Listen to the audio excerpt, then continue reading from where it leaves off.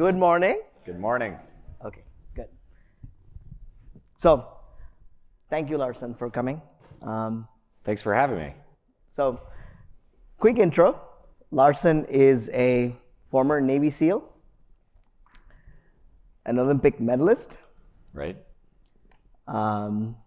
Worked at two amazing firms that I really respect, Andreessen Horowitz and Lightspeed, and also a founding partner at Harpoon. Do we need more intro than that? I don't think so. I think the fireside is over. Thank you for having me. No, it's great to be here. Thanks for coming. What an amazing event, amazing partners. Embarking on a very, very important mission for the world. So it's really an honor to be here and to support all the great work that you guys are doing. Thanks, Larsen. Let's dive right into this. We'll spend about 20 minutes. Timer's on. Okay, great. And last 5 minutes we'll leave for Q&A.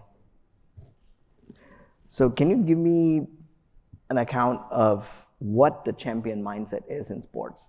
Because a lot of the mindset is important in entrepreneurship.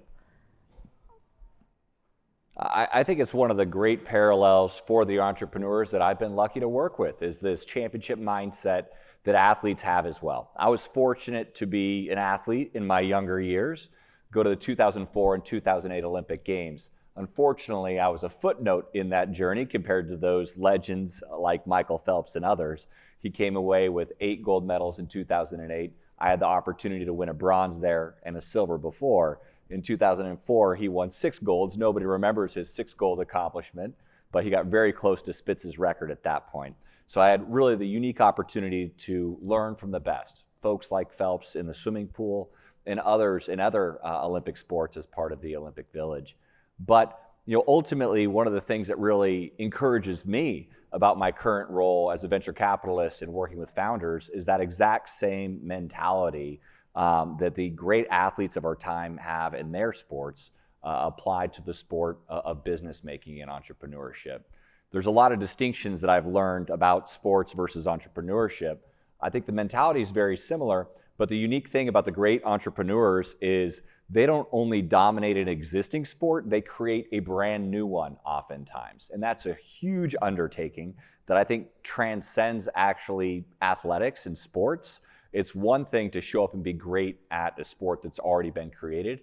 It's another thing to create a whole new sport altogether and force everybody else to play the sport that you've created. I think that's really the central thing of the entrepreneurs that redefine our modern era. What they're actually doing is creating a new sport, coalescing great talent, creating great teams around them to redefine an entire industry.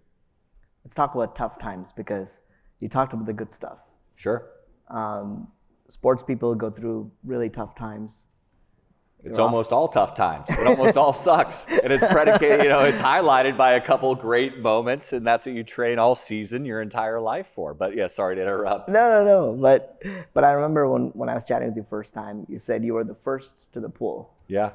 Can you give the audience? Absolutely. It is like being a founder. And the best CEOs and the best leaders I've ever worked for, they lead by example. And this comes through in droves in my subsequent career in the SEAL teams. The best leaders weren't the ones saying, go take that hill. They're the people taking the hill first and coalescing the team behind them. But in sports and athletics, there's people that were just maniacal with their work ethic. People like Kobe Bryant and Michael Jordan, who are the first. I'm in Boston. I should be talking about Larry Bird and I guess the Celtics. But they're the people that really are the first in the gym and inspire the rest of the team to join them on this mission, this pursuit of excellence. But to your point, most of, I think our work now as VCs, the work of the founders is not glamorous on a day-to-day basis. It's not glamorous on a day-to-day basis for elite athletes either. What really, the preponderance of their time is grinding it out and dealing with self-doubt and dealing with these times of hardship in order to try and achieve greatness on the world stage for a very short couple minutes. And so for me, being a swimmer, I tend to think that it's one of the most mentally arduous sports that you can do. What most people don't really recognize who aren't former swimmers is you're alone with your thoughts the majority of the time. You have no external sensory encouragement.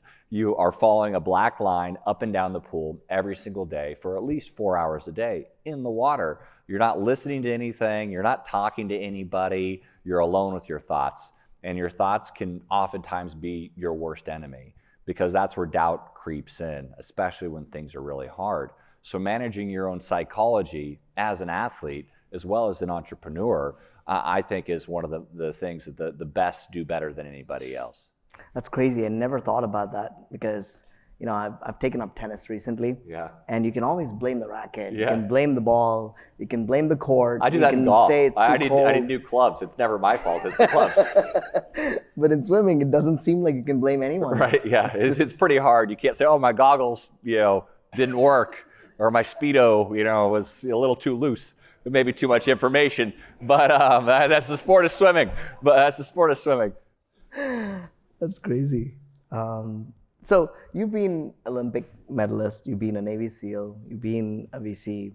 What's the hardest lesson that you've learned that would apply to the entrepreneurs here?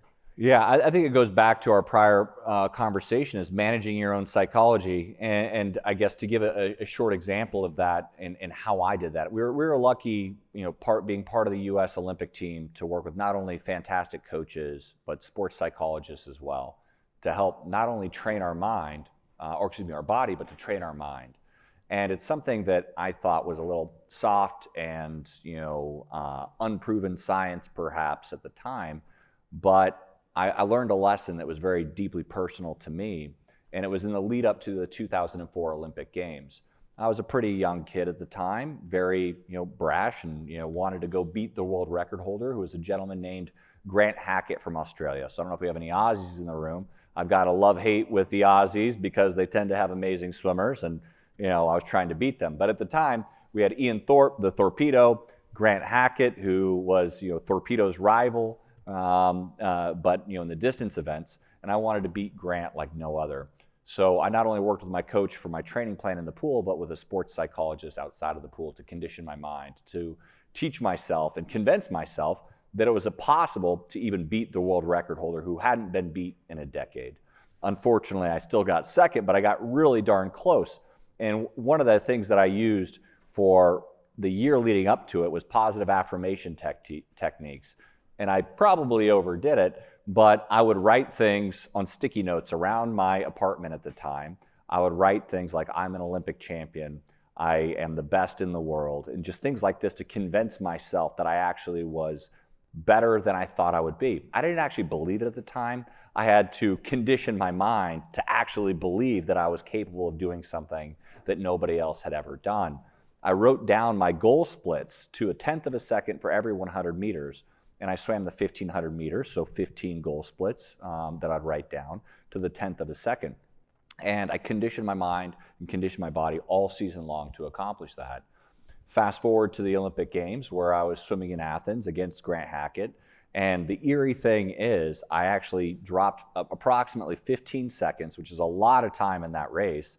And most importantly, I hit those goal splits to within plus or minus 1/10 of a second of what I wrote down and mentally rehearsed every single day, not only in the pool, but when I woke up in the morning, before I went to bed at night. I visualized these things and I conditioned myself to believe that it was even possible before I thought it was possible in the first place. And it was a year-long journey to get there. And I still get goosebumps when I think back to that experience, because after the race, my coach came up and gave me a big bear hug and said, "You did it, you did it." And he wasn't saying that because I got a silver medal. He was saying that because he was in tears looking at those splits, saying, "You did it to within 1/10 of a second of what we rehearsed every single day."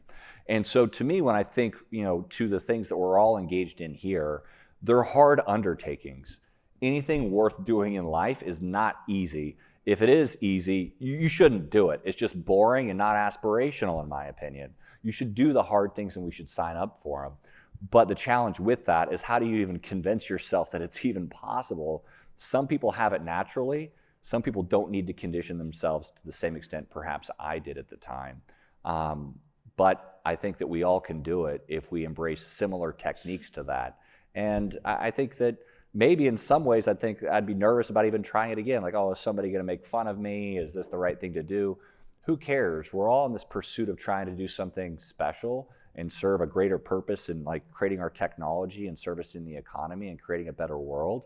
I think that we shouldn't leave anything to chance. And this is an area where I think not many people embrace managing the mind as much as we probably should. So that was my story then, and it made a huge difference to me during my sports career. And even now, when I'm through moments of doubt, I go through these positive affirmation techniques to help me get through those. Yeah, I wonder if any of the entrepreneurs here take sort of coaching, something like that, when they're undergoing hard times. Because, you know, it's like, someone told me this recently, being a startup is like being Schrodinger's cat or something like that. You're alive and dead at the same time. And it's such a really strange thing that it was so important that you go through these hard times. You know, you can't raise your next round, or the customers are not buying something. I wonder if they can use some support from their board or outside of that. Absolutely. And back to the sports analogy, I remember going into the 2008 Olympics, different situation than the one in 2004, but I'd never been more down in my entire career, never been more defeated, never been more negative as I was in the lead up to that. Less than a quarter away from Olympic trials, I was so convinced I wasn't going to make the Olympic team. Way more convinced. That was what my self-talk was, is I wasn't going to make it through. And man, that is so defeatist and so hard. It makes something that's already hard even harder. Like, if you don't even believe yourself, who else is going to believe in you if you don't believe in yourself? And so it did take what you're describing, really seeking out those mentors of mine, seeking out prior champions. So in this case, I guess, fellow founders and people that had been through that, and being honest and vulnerable with them and seeing what they had done, and having, you know, the proverbial shoulder to cry on and somebody to talk to about what I was going through. Everybody goes through it. I think it's a human sensation. I don't think anybody's immune from it, but nobody admits it because it's embarrassing. I'm embarrassed to even talk about it still. But I went through that time where I was down in the doldrums and I could not get wind in my sails. And it was through a series of conversations and going through and just being honest with my mentors and coaches and the prior greats of a prior era of what I was going through. And they ultimately, I think, are singularly to thank for me getting out of it. It wasn't me, it was them. Let's switch gears. Sure. You worked at A16Z, Lightspeed. I did. I have serious respect for Ben Horowitz and the Lightspeed guys. I've looked at their numbers. Unbelievable. What are the top 3 things you learned from these firms on how to pick? And what are the VCs, for all the investors out here, maybe some tips from the top tier firms? I think that this is a very multifaceted question. So I think almost all venture capitalists have the rubric of team, market, and product. That's not something that anybody doesn't already know. I think what I really learned is that the teams that you pick actually solve for the other 2 things by virtue of the team. So what I mean by that is, typically when you're investing in an early founding team, they should be, if you're going to back them, the experts in whatever technology that they're building. So if you start with the team, you sort of get tech by virtue of the team that you're backing. And similarly, they're most often the domain experts in a market. They've spent a career in a market. This isn't always the case. There's first-time founders who are new to an industry. I think for the purposes of why we're here, I think this rubric makes sense. For consumer applications, maybe less so, because it's a little bit more, more wild, perhaps, maybe is the word I would use. There isn't like a lot of industry precedent. But for the things that you and we invest in, I think the teams really solve for all of it. And that's one of the things that I learned there. And since I've seen various memes that I think are somewhat funny, is like, you have the bell curve, and on one hand is somebody who looks rather unintelligent saying, founders are the only thing that matters. And then in the center of the bell curve is people with glasses on who are look very smart and analytical, and they say, hey, it's all about TAM, market size, like all these other like principles that they teach you in business school. And then on the other hand of the chart, you have the Jedi that says, founders are the only thing that matters. And I think that when I look at that, I'm like, that's spot on. That's, I think, what I learned from some of the best of the business is that, other end of the tail is that founders are the only thing that matters, but you can trick yourself into thinking that you're the Jedi when actually you're the goober on the other hand. I try to be reflectful of that myself. And not to say that the center of the curve is something you should totally dismiss, but I think there's just so many things in business building that you can't predict. The best founders create a TAM where there previously really wasn't one. You have to figure all of these things out at the seed stage. Nothing is linear. So you really are backing the jockey more than the horse, in my opinion, because there's just so many things that are going to change. And the company that you invested in at the seed stage is oftentimes very different than the company that's the series B, C, D, ultimate, to the exit. They're going to have to tweak on the product, they have to tweak on the technology, they're going to tweak on the go-to-market. And so you really need to back the right people, because that's what you're signing up for, is this sort of business marriage that comes with its ups and downs, lefts and rights, and you're really backing those teams that can navigate through. You told me something about exceptions. Can you explain? Sure. I didn't expect to talk about exceptions today, so I'll do my best. So a great piece of advice I got actually from Chris Dixon over at A16Z, who's one of the smartest venture capitalists I've ever met. The guy is absolutely brilliant. And he gave me a piece of advice when we were starting Harpoon. And he said, Larsen, your fund is either going to work or it's not, based on an exception you made. And I said, okay, well, what do you mean by that? He's like, well, let me give you another comment that he attributed to Peter Thiel, another great venture capitalist, that rules are the enemy of returns. And I've subsequently said that to a couple of my limited partners, and they hate it because they're like, what do you mean? You got to have rules on entry point and valuation and check sizes and all this stuff. I'd say, sure, I'd say those are more guiding principles, is perhaps a better way to think about it. But venture capital and entrepreneurship is an outlier business. Definitionally, we're looking for outlier founders in outlier markets with outlier technology. It's really hard to ascribe a rule to that and superimpose my own mental framework on what should exist. I think the best investments we've made are with founders who have educated us to something that we never in a million years would have thought of ourselves.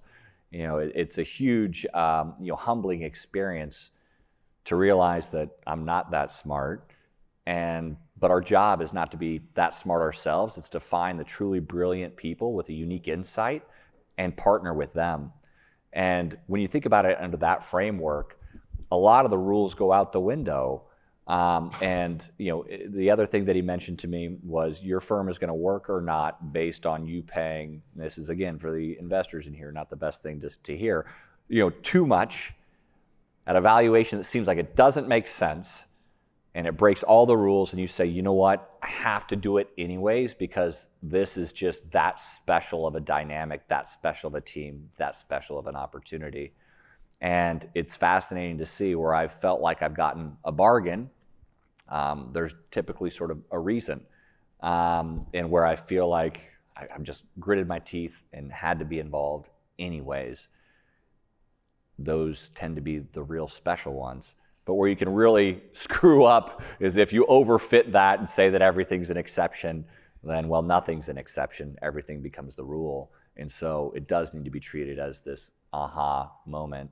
And still, it may not work. Entrepreneurship is dynamic.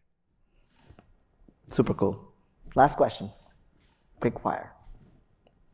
What are the top 3 areas you're most bullish and bearish about in the next 5 years? Let's say 5 years. Sure. I'll pick one to start. So the founding premise of our firm was that our government in the United States and allied governments around the world would interface more with emerging technology businesses than they had in our lifetimes, since at least the space race of the late 60s. I think there's a geopolitical catalyst for this. There's more security concerns than ever before. maybe not surprising coming from a former SEAL that I have some confirmation bias here towards things like that. But I started to see it more and more during my early career in venture, starting to see the government embrace emerging technology out of the Silicon Valley and broader ecosystem like it hadn't, at least in my lifetime, given larger national security threats and adversarial countries around the world that were outperforming the United States in a lot of these areas, whether it be energy, AI, advanced computing, et cetera. They'd really been eating our lunch for 20 years, quietly behind the scenes where we've been focused on other areas. And so more recently, however, we've seen sort of this boom in defense tech. It's become popularized, national security tech, or even deep tech or frontier tech, more broadly. Software-enabled hardware has been very popular here. We look at the things that are investable by VCs here in 2024. It's essentially AI, deep tech, and defense tech. Like that's the things that are happening right now. That's the cycle we're in. And so whereas I'm very bullish on defense tech broadly, we have a whole new era of founders that have been given the confidence to go out and start really hard businesses and solve really hard problems. I think Elon is somebody to thank for that he's shown that it's possible. We have the Andurils of the world who are out there doing great work. And there's a whole new generation of founders that are now following that lead. But I'm also bearish at the same time, because there's a lot of companies that are also getting funded that I think really don't have the organic DNA to reach the same level of success of an Elon or of an Anduril organic to the team at the start. It's possible that they'll build it over time. And I think maybe this isn't an indictment on the sector specifically. It probably is more of an indictment on market cycles. This is just sort of what happens as we go through any market cycle, where something becomes popularized, there's a front runner in the industry, and everybody sort of fast follows. VCs are herd animals, unfortunately. I'm one of them, I'll admit it. You can't really, control which way the market's going to go. You can control to what extent you're going to participate in it, and what inflections are here to stay, and which companies that you'll invest in, and which founders you'll partner with. So, to your point, I'm very, optimistic and bullish on the future of these hard tech areas, but at the same time, I have a significant amount of pause and hesitation just because so many new companies are getting started, and I don't think all of them are going to reach escape velocity. But I don't think that's an indictment on the current trends. I think it's just this happens across every cycle. Every cycle, too many companies get funded. Not all of them make it. You look through the dot-com era, you look through the shift to cloud, to mobile, apps, et cetera. A lot of investments occur, a lot of companies get funded, and a lot of companies start. Not all of them make it out the other side. And so a lot of what I'm trying to do is think forward, what's going to be happening in the next few years? What's underappreciated today? Maybe it's not the most investable or hypey thing right now, but where is the puck going versus where is it at? I think 5 years ago, the puck was going to where it is today in terms of deep tech and AI and defense tech, but I think it probably is going to be different in 5 years from now. So where's the puck going in 5 years? We'll find out. Thank you, Larsen. Thank you. Any?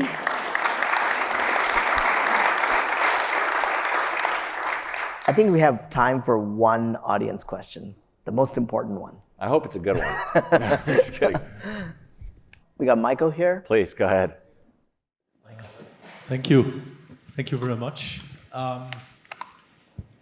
Thank you for a very honest assessment and comparison between the athlete and the investor, the guy who's driving new things. I would like you also to spend one word on failing. I think that you hinted that it's not always easy to be on top of things, but also in our business, it's very difficult to be on top of things. Any advice in being courageous about deciding to pull the plug, failing, being honest? Because I think that's the most difficult topic and requires most courage when you tell the team, I think we need to stop it. I agree. No, I appreciate that question, and we could talk for an hour on failure.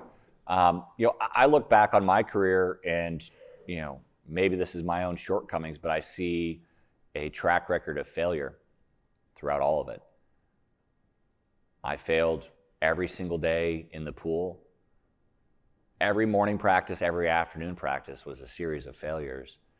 But trying to brush those off as best you can, so that you can have that glimmer of success, is what really motivated me in the pool. And even in SEAL training, like each of our training missions that we went on, I don't think we ever succeeded on any of them. That's by design of the structure. You are trained for a worst case scenario so that if and when you confront it, you know what to do. And you've learned from those failures. There's an old saying, you sweat in training so you don't bleed in war. And I think that's an analogy for life and entrepreneurship, is that you are going through these hardships and we're tested on a daily basis. And fast forward now to entrepreneurship, building companies, investing in companies. Try as we might as VCs, we want every single company we invest in to be a success and a home run. That's not been the experience for me. Maybe it's because I'm not very good, but I also think that that's the experience for everybody in the industry. It doesn't, and I think it's reframing this concept of risk and this concept of what we're pursuing, not to eliminate failures altogether, but so that, but to magnify the scale of our successes. And there's a very common way of looking at it in venture. If you don't have enough failures, you're not taking enough risks. And I think it's the same thing in business building, is looking for those opportunities to transform an industry or transform our globe. That's definitionally one of the hardest things that anybody could ever do. So to expect that they're all going to work is sort of not very smart. So I think that embracing that culturally in the ecosystem is extremely important. And it's the thing that I think attracts me the most to entrepreneurship and tech investing, is that I don't want to say it doesn't matter. It certainly matters. This is other people's money and livelihoods and their jobs and their professions and their families and their healthcare. But you can start over all the time. It's one of the few areas, I think, of our society that rewards risk seeking. And if you fail courageously and you did so ethically, you'll get backed again to start again. I've already backed multiple founders in our short firm's history where we failed and lost all our money in the 1.0 version of working with some founders. And they've come back again a few years later and said, I'm going to stand on my own shoulders and I know what to do next time. And we've re-upped and done it again. And hopefully the second time's a charm. We don't have to wait for the third time.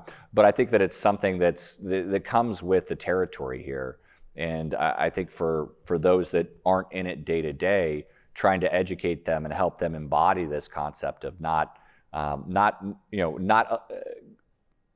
accepting some failures as long as the pursuit of whatever we're achieving is great enough, I think is what makes this ecosystem so special. But it does come with failure every single day, whether it be in the swimming pool, in training for the battlefield, or now in entrepreneurship. Failure is the majority of the time, which can be difficult to comprehend. But I think that's where we get some real special outcomes. Well, thank you very much. We have to end the session. Big round of applause to the champion here.